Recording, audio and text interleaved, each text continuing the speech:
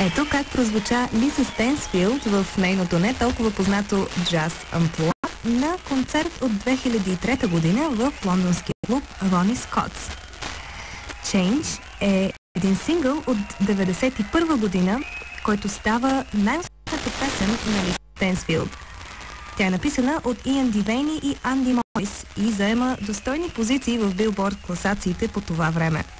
На концертите си Лиса прави нещо много хубаво. Тя събира няколко песни в китка, които са така сполучливо подбрани, че не усещаш кога свършва едната и кога започва втората. Тя също общува свободно с публиката в лондонския клуб Рони Скотс. От време на време ги подканя да танцуват, пляскат и пеят.